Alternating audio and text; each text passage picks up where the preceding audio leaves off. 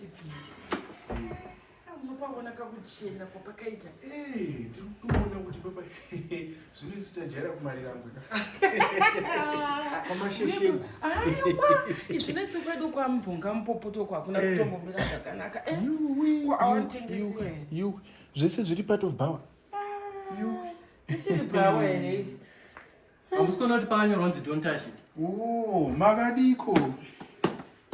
Makadini. Tiripo. Tinofana mwanangu tati tiri kutsvaka maskad.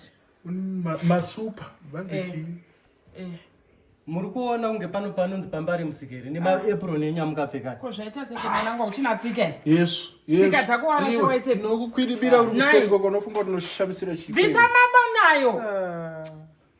Ima akadzima. Ndokumbira kuitirwa mushe muri kuzvinzwa. Ko isu dambudziko panapa risi bhawa rekungosvikirwa nevanhu vakaita semimi. Rinosvikwa nevakadini. Muri kunzwa. Rinosvikwa Kana nevakadini. pari pano apatengeswe masesa muri kutaura. Muri kuzvinzwa. Kwaisi alcohol. Antini alcohol content. Defamation of character. Handitonotonati wakutoti kanganisa. Iwe ndakakubudisa mudumbu mangu 9 months. Wazvinzwa? Mukaramba makamira muno muri kukanganisa maclients edu ende bhawa redu makurishayisa chimiro nekuda kwemadressing yenga mukapfeka.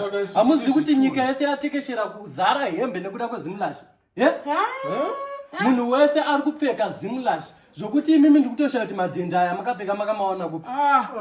Uyu ngatimutute. Iwe kaiwa. Buda neseri. Unozandoshanda muhurumende here. Buda neseri. Muratidze madocuments. Muratidze madocuments. Identity. Unozandoshanda muhurumende here. Ndokunyudza Iwe kudai watonyura. Kana muchida kuti mutarare mbhawa munomu zvakanakisa inoya haisi bhawa club mukunzwa musatrase hunhu endai kushop inonzi zimulashi ndokwamunonotenga mucheno ino vese maclients amukona akagara munomu anopfeka hembe dzinobva zimulashi. Kasora gainowanika here muzimulashi saka inoende mukuti chiko ine zimulashi.